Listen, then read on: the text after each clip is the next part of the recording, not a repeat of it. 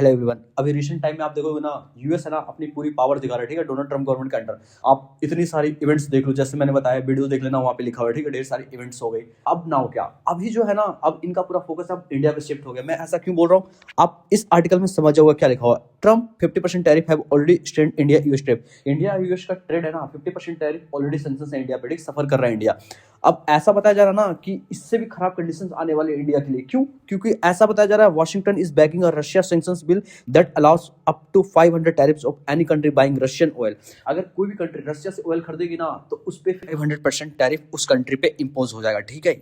ये एक ऐसा सवाल है जो सबके मन में, क्यों? क्योंकि अमेरिका सेनेटर लिंडसे ग्राहम ने कहा कि डोनाल्ड ट्रंप एक ऐसा बिल जल्द ही यूएसए में लाने वाले हैं। इस टॉपिक पे ना आपको रिसेंट टाइम में ना बहुत सारे आर्टिकल्स ना पब्लिश हुए हैं, ठीक है। आपको सबसे पहले आप एनडीटीवी देख लो, इंडिया टीवी न्यूज देख लो, money control 500% US tariff on India. उसके बाद bill threatened 500% tariff on India for Russian oil trade gets. उसके बाद फिर आपको इसी चीज को लेकर ना घुरा फिरा के बहुत सारे वर्ड में आपको मिल जाएंगे, ठीक है, कि जो यूएस है चाइना के साथ तो सॉफ्ट है, बट न्यू दिल्ली के साथ इतना टफ क्यों है, ठीक है। आप the Hindu, Times of India, BBC, Hindustan time, Reuters, आपको ना फ्रेड मिल जाएगा इस आर्टिकल पे, ठीक है, रिसेंट डेज में। ये जो जितने भी फॉरेन कंट्री है ना, यूएस, यूके और भी अदर कंट्रीज, ठीक है, आप सबसे पहले देख लो अपनी लाइफ में, अगर आप हिस्ट्री पढ़ोगे तो सबसे पहले ये इंडिया को लालच दिए, उसके बाद क्या किया, इनको थोड़ा कम किए, और फिर इंडिया को ही इन्होंने गुलाम बना लिया। आप यूएस का फंडा देख लो, स्टार्टिंग में यूएस इंडिया का ट्रेड कुछ दिन पहले देखो ना अच्छा चल रहा था, ठीक है। और फिर जो आप रिसेंट टाइम में जो अपडेटेड आ रही है ना, वो आप इस आर्टिकल से समझ जाओगे मैं क्या बोलने की कोशिश कर रहा हूँ। India faced double pressure over energy. क्यों? क्योंकि आपको मैंने बताया यूएस के प्रेसिडेंट डोनाल्ड ट्रंप जल्द ही एक डिसीजन लेने वाले हैं कि 500% टैरिफ का। और दूसरा जो रीजन है, withdraw the US from India lead international soil alliances. US बोल रही ना कि हम ये आईएस से इंडिया जो लेड कर रहा है ना ऑर्गेनाइजेशन इंटरनेशनल सोयल अलायंसेस, हम इस अपने आप को विड्रॉ कर लेंगे। ये हमारे लिए सही चीज नहीं है। यूएस की तरफ से ऐसा नहीं लगता कि पहले इंडिया की तारीफ कर देंगे और फिर तुरंत प्रेशर डाल देंगे, ठीक है। अगर आप सोच के देखो, अगर 500% टैरिफ या 300 to 500% टैरिफ अगर इंक्लूड हो गया, इंडिया पे इंपोज हो गया, तो क्या इससे होगा? आपको यार इंडिया और यूएस का ट्रेड ठप हो जाएगा, लेकिन यूएस नहीं चाहेगा ऐसा हो। आप देख लेना रिसेंट टाइम में जो भी आएगा ना, बिल्कुल ऐसा ही आर्टिकल आपको देखने को मिल जाएगा। देखो अभी कुछ हुआ, क्योंकि इनको प्रेडिक्ट करना बहुत ही मुश्किल काम है डोनाल्ड ट्रंप को। इंडिया पे इतनी सारी pressure sanctions already US impose कर रहा है, ठीक है, तो इस चीज पे तो अभी आया, ठीक है, लेकिन ऐसा तो नहीं है कि ये पहले से ही अभी तुरंत आ गया। इसके पहले भी ना किसी ने प्रिडिक्ट कर रखा होगा, ठीक है। तो ऐसा नहीं बताया जाता है कि जब तो पुराने काले चिट्ठे खोले जाते हैं, ठीक है। तो आपको ना पास्ट में लेके चलता हूँ, उस पे ना एक रिसेंट आर्टिकल अपडेट आया, ठीक है, हुआ था। उन्होंने क्या बोला था, कोटक महिंद्रा बैंक के चेयरमैन उदय कोटक ने ना ये बोला है ना थर्सडे को। आप इनकी एक ना ये पोस्ट ना बहुत ज्यादा वायरल हो रही है, ठीक है। 2024 में इन्होंने एक प्रेडिक्शन किया था, ठीक है। ऐसा बोला था ना कि यूएस एब्सोल्यूट पावर, यूएस बड़ी ताकत है। Uday Kotak records 2024 prediction as India faces 500% tariff threat from Trump. Trump से आ सकता है, ठीक है। और ये जो स्टेटमेंट है ना, ये बिल्कुल सच साबित होता हुआ दिखाई दे रहा है, ठीक है।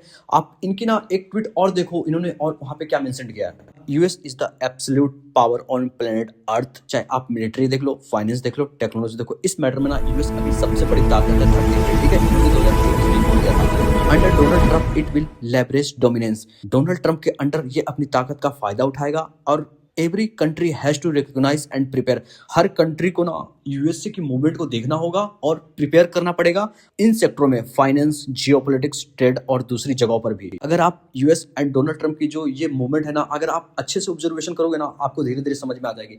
इन्होंने क्या किया, वेनेजुएला में जाके उनके प्रेसिडेंट को उठा लिया, ठीक है, और वहां इनकी जो यूएस ऑयल कंपनियां वहां जाएगी, उनसे ढेर सारा प्रॉफिट कमाएगी, इंडिया पे 500% टैरिफ लगा के और प्रॉफिट कमाएगी। ऐसा तो नहीं लग रहा है कि यूएस कुछ बड़ा प्लान करने वाला है। आपको कैसे पता चलेगा इस टॉपिक्स पे? आप देख लो इस टॉपिक्स पे क्या लिखा हुआ, TOI, India today, the Hindu.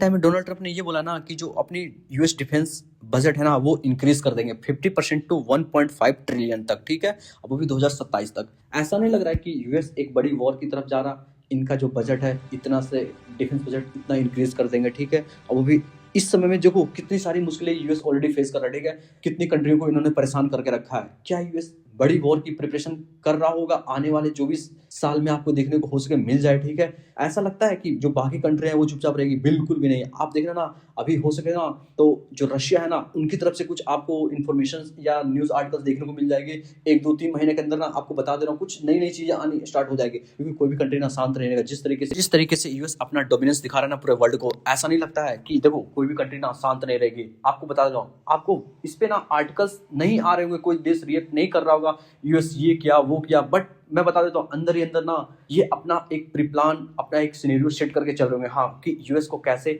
Manage करना है, ठीक है। हर कंट्री का एक अपना अपना अलग प्लान होगा। आप रशिया का देखना, चाइना का देखना, अफकोर्स इस पे ना बहुत सारे आर्टिकल्स आने वाले हैं, एकदम फ्लड आ जाएगी इस साल तो 2026 2027 में ना बहुत ज्यादा आने वाली है इस पे। अभी इंडिया के पास क्या प्लान है? इंडिया के पास ना अभी देखेगा यूएस जो करता है कि हाँ ये जो भी कर रहा है हम सह लेंगे, या फिर ये अपनी जो स्ट्रेटेजी है वो चेंज करेगा, या फिर वो चाइना के साथ जाके अपने रिलेशनशिप और भी अच्छे करेंगे। आप रिसेंट टाइम में देखोगे ना इंडिया और चाइना के रिलेशनशिप काफी अच्छे हुए, ठीक है। आप इस फोटो में देखो, ये सी जिनपिंग और प्राइम मिनिस्टर नरेंद्र मोदी कितने खुश है, ठीक है। और इस पे ना बहुत सारे आर्टिकल्स आ चुके हैं, सिर्फ आर्टिकल्स आर्टिकल्स आर्टिकल्स ही बताते रहता हूँ। क्यों? क्योंकि ना यही से चीजों को समझने में हमें इजी होती है। इंडिया गवर्नमेंट ये प्लान करे ना कि चाइनीज की जितने भी फर्म्स है ना, चाइनीज की कंपनियां, उस पे जो 5 साल से जो रिस्ट्रिक्शन लगे हुए ना उसको खोल दिया जाए और इंडिया में चाइनीज फर्म्स को अलाउ कर दिया जाए। और हो सके तो इंडिया में जो भी अपकमिंग ईयर है उसमें चाइना कंस्ट्रक्शन करते हुए इंडिया में दिख जाए, या बुलेट ट्रेन की हो, या तो फिर बिल्डिंग या इंफ्रास्ट्रक्चर को डिजाइन करते हुए, या इलेक्ट्रॉनिक्स के सेक्टर में, ठीक है। और इस चीज को करने के लिए ना हमें सबसे पहले चाइना बॉर्डर पे जो भी टेंशन है उसको रिड्यूस कर दिया जाए, और हमें ना कमर्शियल टाइप्स पे फोकस करना चाहिए। अभी इंडिया ना ये प्री प्लान कर रहा है, ठीक है, चाइना के साथ। ये आपको रिसेंट टाइम में आपको देखने को मिल जाएगा इस पे, ठीक है। क्योंकि ना देखो, अगर बाई चांस मैं एक प्रेडिक्शन कर रहा हूँ, अगर बाई चांस इंडिया ये स्ट्रेटेजी अपना रहा, चाइना को देख रहा, अगर खुदा ना खास्ते यूएस और चाइना वापस से फिर एक हो गए, ठीक है, बिल्कुल अनप्रेडिक्टेबल सिचुएशन है, कोई प्रेडिक्ट नहीं कर सकते क्या हो सकता है। अगर बाई चांस हो गए तो आप सोच के देखो फिर इंडिया किसको देखेगा? इंडिया ना अपना अल्टरनेटिव हमेशा तैयार रखना चाहिए, पूरी डिपेंडेंस चाइना पे कभी नहीं करना चाहिए इंडिया को। मेरी तरफ से ये भी रिसेंट टाइम में आप देखोगे ना, Chinese ambassador India to spokesperson ने ना एक ट्वीट किया, ठीक है। और इस ट्वीट में ये दिखाया गया ना, आपको जो ये दो व्यक्ति दिख रहे हैं ना, एक है एनडीटीवी के जर्नलिस्ट शिव अरोड़, और इन्होंने ना यूएस इकोनॉमिस्ट जेफरी से बात किया है, ठीक है। इन्होंने पूछा है ना यूएस इकोनॉमिस्ट से कि अभी इंडिया और चाइना को क्या करना चाहिए। तो अभी ये बोल रहे ना, need to get along with each other because the real problem is the instability coming from the US से इनस्टेबिलिटी आने वाली है, ठीक है। चाइना इंडिया का अपना अलग मसला है, ये सबसे अच्छा हाइड एंड सीक वाला गेम आप देख लो, मिसाइल टेस्ट करता है, ये अपनी शिप लेके पहुंच जाते हैं, ये नो डाउट ये चलते रहेगा। इंडिया पाकिस्तान का देख लो टेंशन, ये हमेशा चलते रहेगा। ये चीजें ना ये हमेशा राउंड ऑफ में चलती रहेगी, आपको रिसेंट टाइम में कुछ ना कुछ आते रहेंगे, ये कोई बड़ी चीज नहीं है, ठीक है। अभी देखो अभी क्या आने वाला है, नहीं आने वाला, आगे आने वाले समय में पता चलेगा, ठीक है। And thank you.